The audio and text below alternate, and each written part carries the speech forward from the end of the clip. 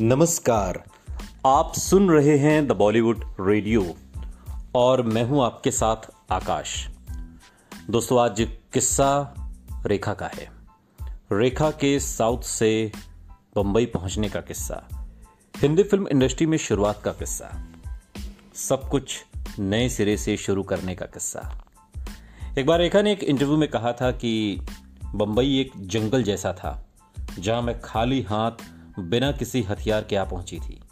वो मेरी जिंदगी का बेहद डरावना दौर था। यहां मर्दों ने मेरी संवेदनशीलता का फायदा उठाने की कोशिश की। एक 13 साल की बच्ची के साथ ऐसा होना डरावना था। दक्षिण भारतीय फिल्मों में छोटे मोटे रोल करके भानुरेखा ने जो पैसे कमाए थे वो इतने नहीं थे कि मां पुष्पावल्ली के सिर पर चढ़ा कर्ज उतार सकें। किस्मत से ऐसा मौका आया जब रेखा को बंबई में फिल्म बनाने वाले एक निर्माता ने साइन करने में दिलचस्पी दिखाई। मां पुष्पावल्ली की खुशी का ठिकाना नहीं था। यह 1968 के आखिर का वाकया है जब जेमिनी स्टूडियो में कुलजीत पाल नाम के एक फिल्म प्रोड्यूसर की नजर भानुरेखा पर पड़ी थी। अफ्रीकी देश नैरोबी के बिजनेसमैन कुलजीत पाल से देश तो छूट गया था, मगर हिंदी फिल्मों के लिए दीवानगी कम नहीं हुई थी। सालों बाद मौका मिलते ही वो बंबई लौट आए और फिल्म निर्माण में उतर गए। उनकी दूसरी फिल्म गलियों का राजा की शूटिंग के कुछ दिन बाद ही बंद हो गई थी।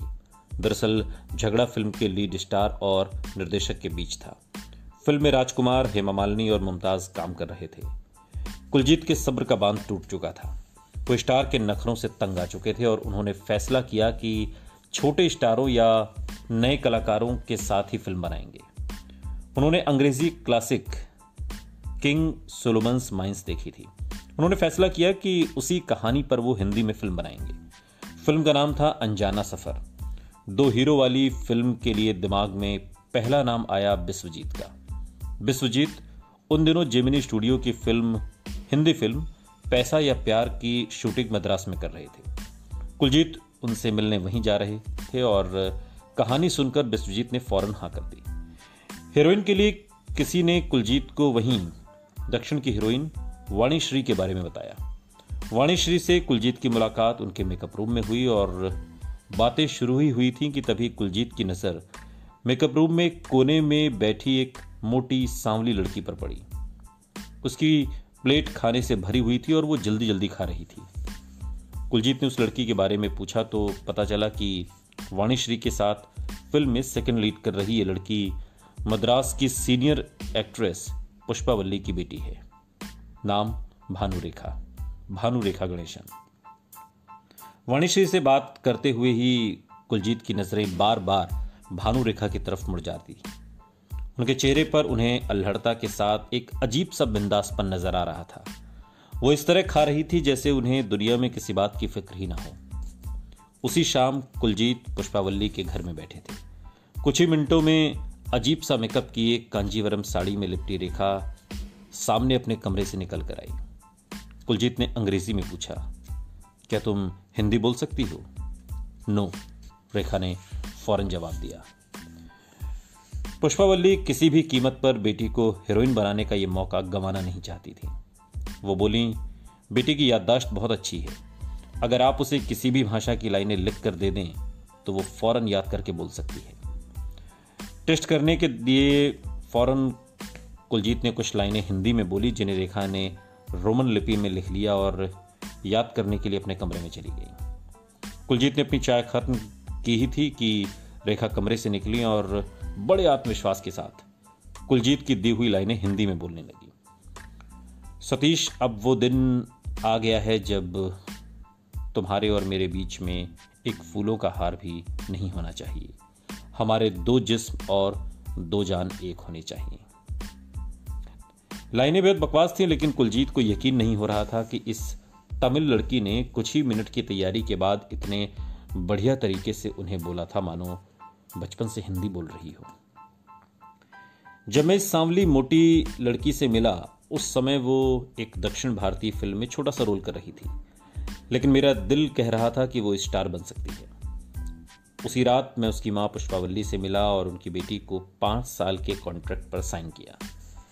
कुलजीत ने उस शाम को याद करते हुए बाद के दिनों में एक इंटरव्यू के दौरान जिक्र किया। उसकी माँ बहुत खुश थी जब उसकी बेटी को पहली हिंदी फिल्म का ऑफर आया।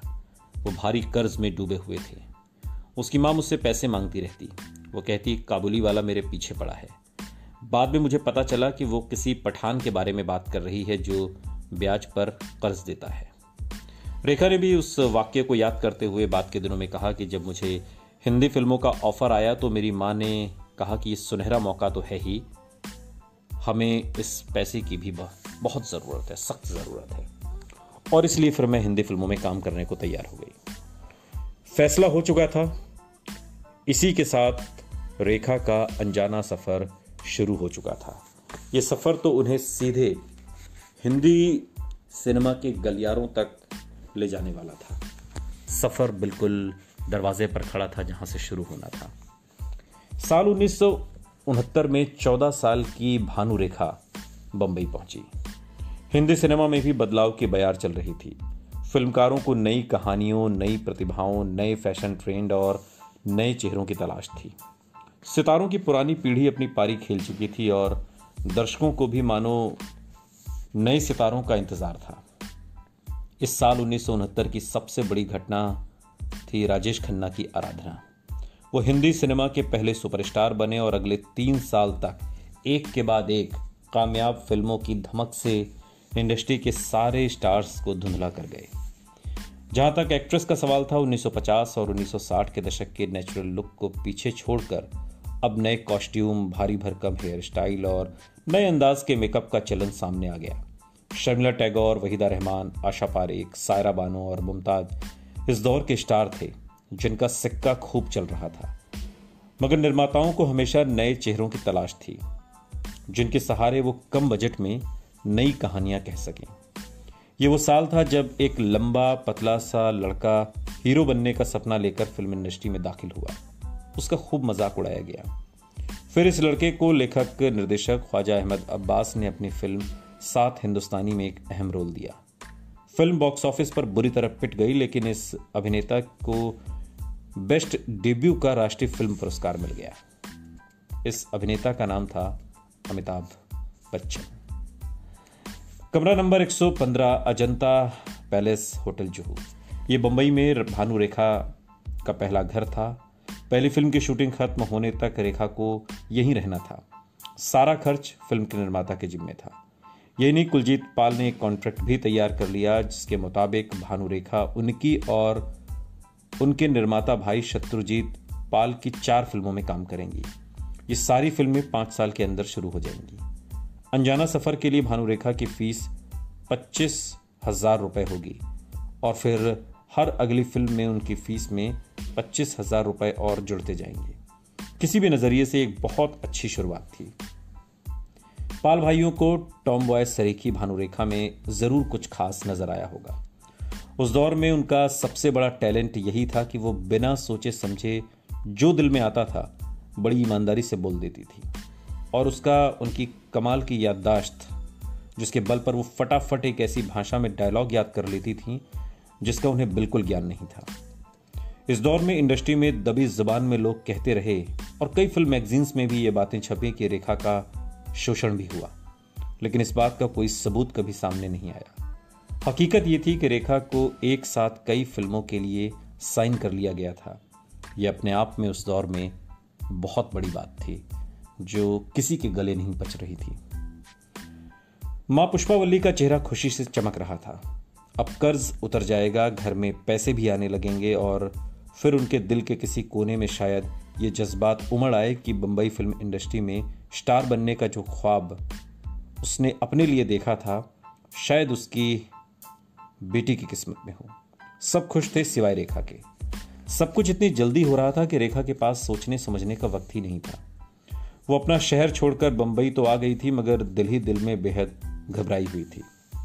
ये शहर न उसके अकेलेपन को समझता था, न उसके जज्बात को, न उसकी जुबान को। उन्हें रह रहकर अपनी मां पर गुस्सा आता था जिन्होंने उनकी मर्जी के बिना उन्हें यहां ढकेल दिया।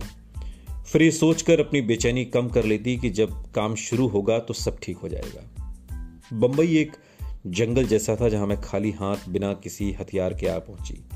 वो मेरी जिंदगी का बेहद डरावना दौर था। इस दुनिया के कायदों से मैं अनजान थी। मर्द मेरी संवेदनशीलता का फायदा उठाने की कोशिश करते। मुझे महसूस होता मैं कर क्या रही हूं, मुझे स्कूल में होना चाहिए, आइसक्रीम और दोस्तों के साथ। मुझसे क्यों जबरदस्ती काम करवाया जा रहा है? क्यों मैं वो सब कुछ नहीं कर रही जो मेरी उम्र के बच्चे करते हैं?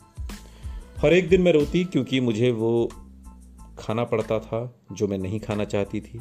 ऐसे कपड़े पहनने पड़ते थे जो चुभते थे। कॉस्ट्यूम, ज्वेलरी से मुझे खतरनाक एलर्जी हो जाती थी। हेयर स्प्रे मेरे बालों से कई दिन तक नहीं निकलता था। मुझे जबरदस्ती ढकेल कर स्टूडियो से दूसरे स्टूडियो ले जाया जाता।